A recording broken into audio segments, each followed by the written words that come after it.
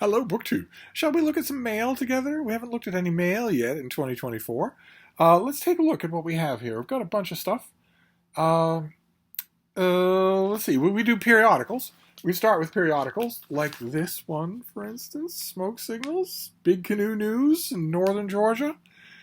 It's a once a month, full color, multi-section newspaper. Lots and lots of local stuff. Lots and lots of local news. But there's also, for those of you who are new to the channel, a book section. There's a 2-page book section. Large amount of room. Not a book review in an arts and entertainment section, but a book section dedicated to books. And not local books. Not the kinds of things that you usually get in local newspapers. Instead, it's legitimate national book coverage with columns and also reviews. And it looks lovely. I mean, Big Canoe does a wonderful job of setting up their paper. Their design is really good. It's really well done. And that book section for Big Canoe is designed specifically to be a very small version of the pull-out book section that you would get in the New York Times or the Washington Post. A smattering, there's only so much you can do in 2 pages, but a smattering of new releases reviewed. And the reason I know all that is because I am that section's editor. I am, believe it or not, a book section editor for a print newspaper. There are barely any of us left in the world. I'm not saying there aren't books editors at print newspapers. Of course there are. You look at the masthead, you will find the books editor. But it's usually folded in with a whole bunch of other things. That's not usually the only hat they're wearing. And it's certainly not a separate section. They're the books editor in that people need to know who to send the books to. And if you've got a book review, well, you're gonna wedge it between, a saxophone recital and the latest staging of Porgy and Bess. Whereas you're not gonna have a section of your own. In almost any newspaper, you're not gonna have a section of your own. That is very, very rare.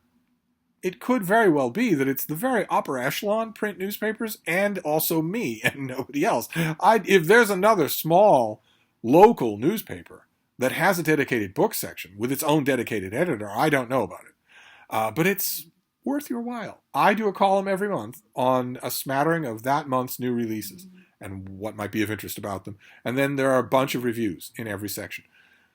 Might be worth your money to get it on your doorstep. I'm not making any exorbitant claims for the rest of the newspaper. If you don't live in northern Georgia, probably the rest of the newspaper won't be of much interest to you.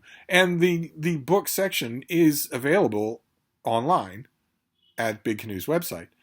But there's something nice about getting a book section in the mail on your doorstep that you can unfold and read. As some of you know, some people who watch this channel know that because they have subscribed to Big Canoe News specifically for the book section. If you are of a mind to do that, I might only say you are welcome to do it. I want as many readers as I can get. I would like to quintuple. I'd like to multiply by 1,000 the number of readers that the book section of Big Canoe News has. I don't think the rest of the book world even knows that it exists, despite I won't say my best efforts, because I have to admit my efforts have been sort of left-handed. And there's been no effort whatsoever on the part of the paper itself. Improvements could be made in getting the word out that there is an actual vital, not wire service, not reprint, original copy book section of a print newspaper. I don't think the publishing world is sufficiently aware of that.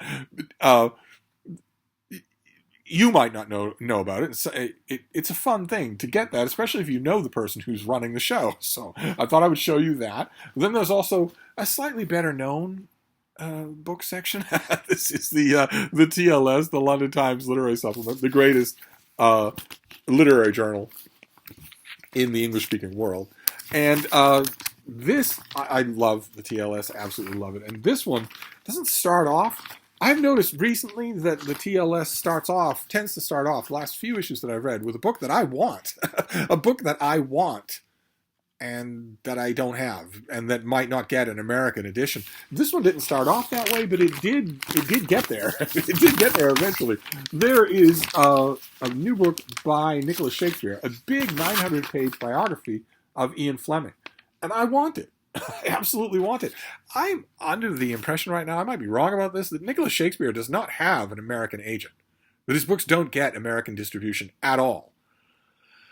I could be wrong about that, but I don't remember ever getting one in the mail, and I've got a lot. So, is anybody going to publish this book, or do I want to reach out and get it? I tried. I put out the call a while ago in 2023, of course, because Book Depository disappeared. I put out the call for where to go for UK only books.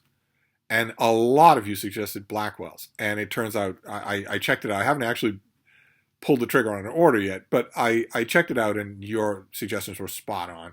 They don't charge for international shipping, and their prices are good, and their selection is enormous, and they're very solicitous, very helpful.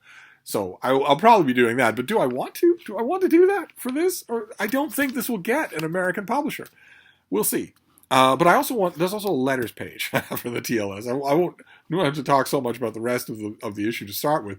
But I wanted to read you a letter, because it touches on a subject that I have raised many times before when it comes to the letters columns of various review publications. And that subject is whether or not it's ever okay for the writer of a book that under review to respond to the review. The short answer is no. It is never okay to do that. There is never a good reason to do that. It will never make you look anything other than bratishly ungrateful. Most books don't get reviews, even negative reviews. And there's nothing worse than that. There's nothing worse than indifference. Nothing worse than the silence of neglect. So if you get a review in the Times Literary Supplement, in the TLS, best that you not complain about it. If there's a factual problem, which is the one grounds that you absolutely can respond, if the reviewer has made factual errors about your book, fine. Get your publisher to do it. Get your publisher to contact the editor of the book section or the editor of the letters column and have the TLS print a correction. I know the letters column is more high profile, more people will see it, but nevertheless, even if you want to do a letter, have your publisher do it. Don't do it yourself. And the same thing is true with all non-factual things. There might be the occasional non-factual reason to write, wasn't this a carping review, or I know the author of the review and no one seems to have caught that. They shouldn't have been allowed to review my book. Even that can be delegated to friends of yours. It shouldn't have your name on it.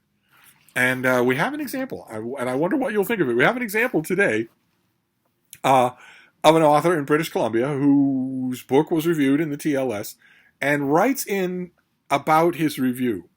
The author is Richard Van Oort, and his book is called Shakespeare's Mad Men. It's got a brief review in the back of the TLS, so it wasn't a long thing, but still. And he writes, I was confused by Molly Yarn's review of my book. She complains about the book's lack of diversity, not enough women scholars cited in the text and footnotes, and is suspicious of my anthropological approach, romantic bardolatry. But in the same breath she states that readers, quote, will find value and pleasure in the author's compelling readings. So, if the readings are compelling, is that despite my failure to cite enough women? If more women were cited, would the readings be more compelling? And what of the anthropological approach? Are the readings compelling despite the anthropological theory outlined at the beginning of the book? If I discarded the anthropological theory, would this make the readings of the plays more compelling? Just hammering away. For Yarn, the answer to all of these questions must be an emphatic yes. But notice what this means.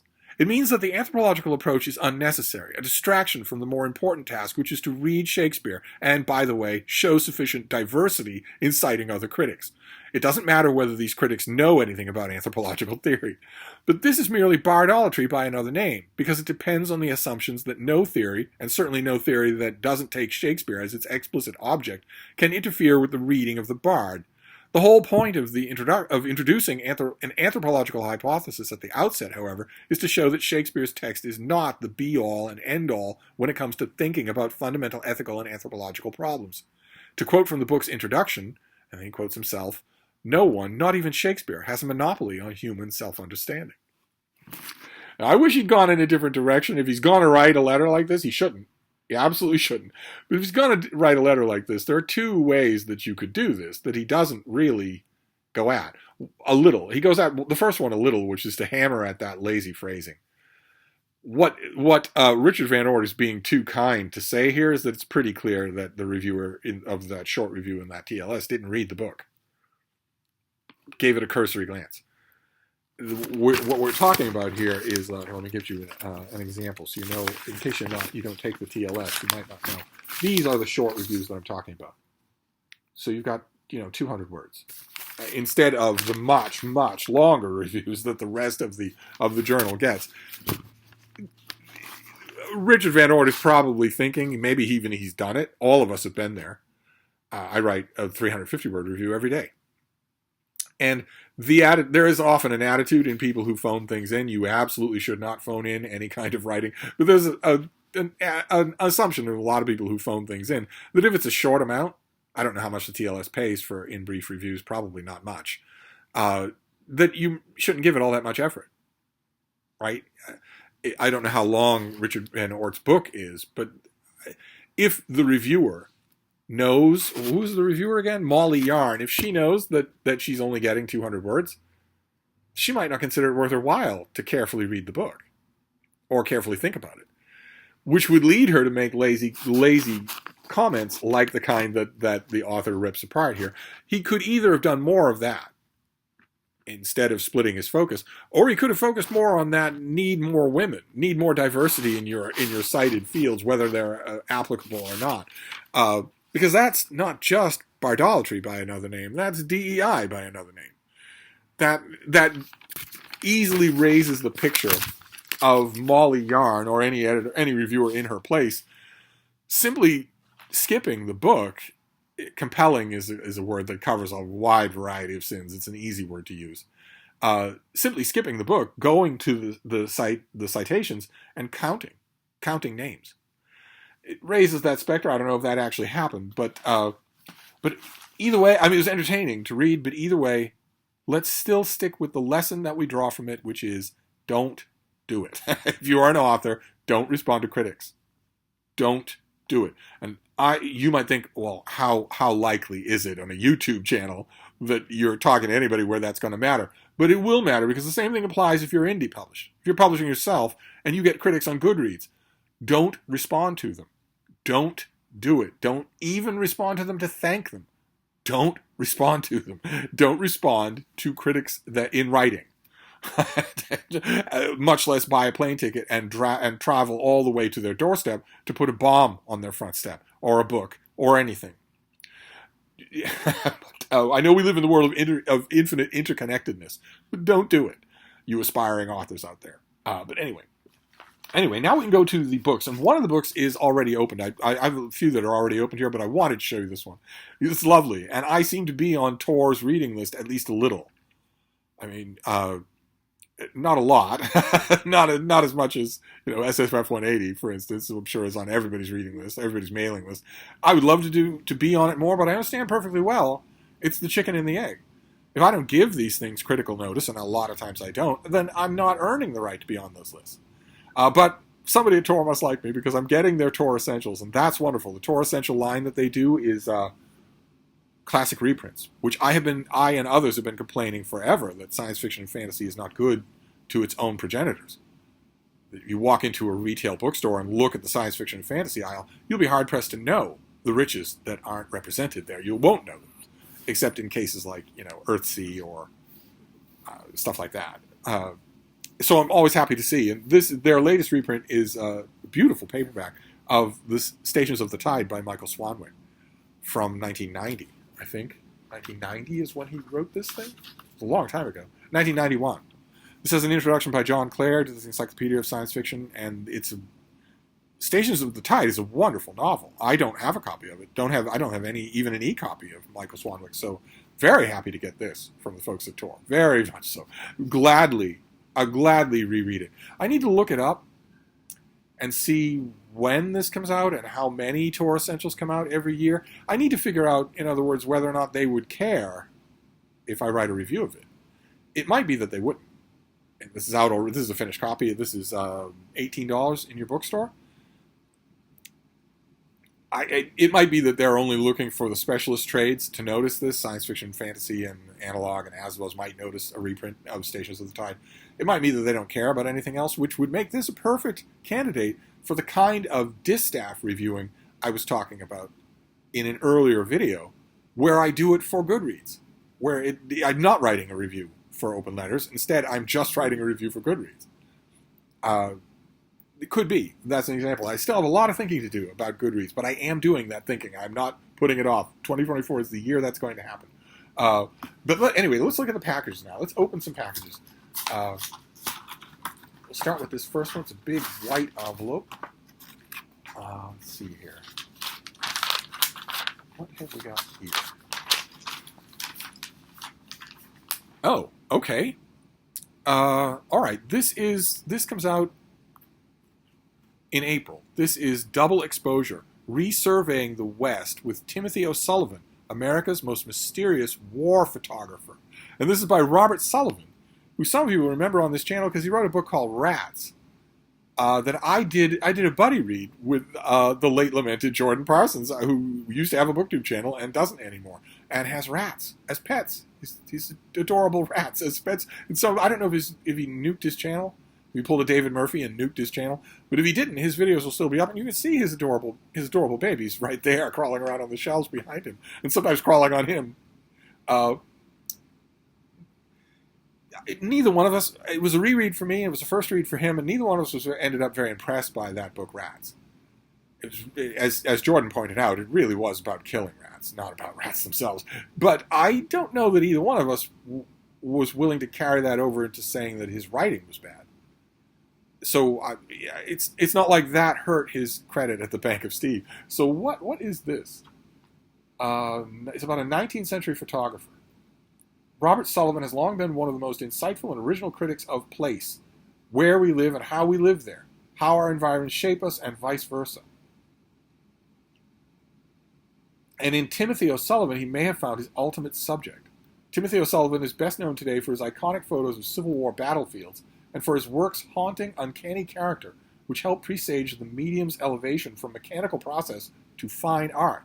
So you'll think Matthew Brady, but you're thinking this other guy as well. Maybe there are a lot of his photos that are confusing with Matthew Brady's. I'm sure that's true for me. He also is known for his landscapes of the American West. That's gorgeous stuff on the cover there. Taken as part of a scientific survey that was sent by horse-drawn cart in 1867 to document progress on the frontiers.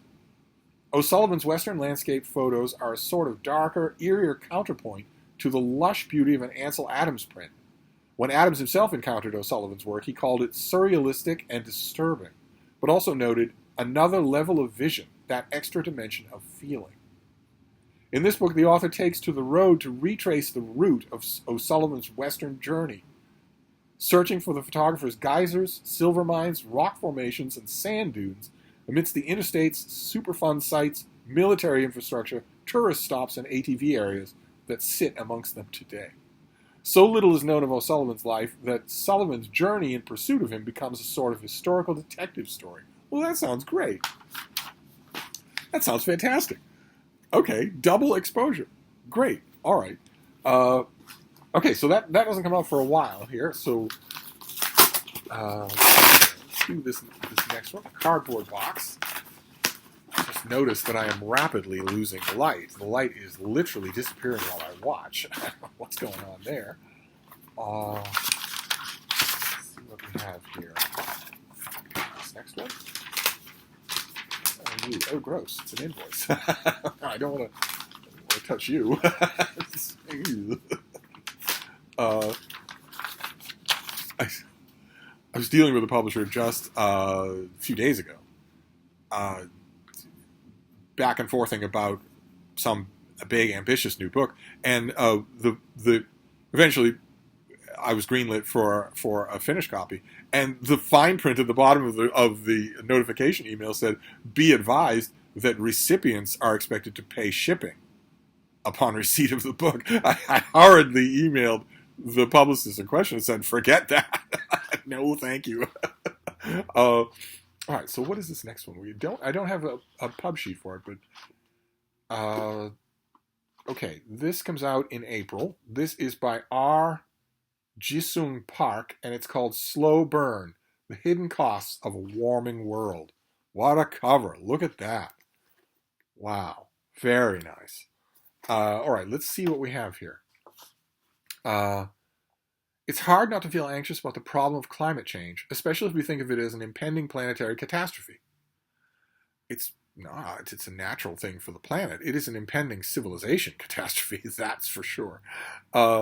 In this book, the author encourages us to view climate change through a different lens, one that focuses less on the possibility of mass climate extinction in a theoretical future, and more on the everyday implications of climate change here and now. Drawing on a wealth of new data and cutting-edge economics, the author shows how climate change headlines often miss some of the most important costs. You going to jump up there? Everybody wants to see you. There you go. Let's see here. When wildfires blaze, what happens to people downwind of the smoke? When natural disasters destroy buildings and bridges, what happens to educational outcomes? The author explains how climate change operates as the silent accumulation of 1,000 tiny conflagrations. Oh, that's awesome. That is an awesome way to put it. Imperceptibly elevated health risks spread across billions of people. Pennies off the dollar of productivity, fewer opportunities for upward mobility. By investigating how the physical phenomenon of climate change interacts with social and economic institutions, the author illustrates how climate change already affects everyone and may act as an amplifier of inequality. Wealthier households and corporations may adapt quickly, but without targeted interventions, less advantaged communities may not. Will not. Absolutely will not. It's the less advantaged communities that are most prone to having their electrical grids fry out when they're living by air conditioning. When they're living by air conditioning, because if they don't have air conditioning, the air outside, even at 2 in the morning, is still triple digits for weeks at a time. All right, well, April. New climate change book. I haven't seen haven't seen any of those so far this year. Then we'll do this last one, and we'll be done while I address this lighting problem. Doesn't look like it's that bad on the video, so that's good. Because I'm only thinking of my imaginary booktube friends. I don't care if the light fades. Let's see what this last one is. Fairly big. A couple of big books coming out this year. One in particular that I really want. Okay. It's the reason that it's big is because it's 2 books. Okay, great. Fantastic. Let's do both of these then. Oops. Oh, keep the bean in the focus. Okay, so these are 2 finished copies from Pegasus Books, the folks at Pegasus Books.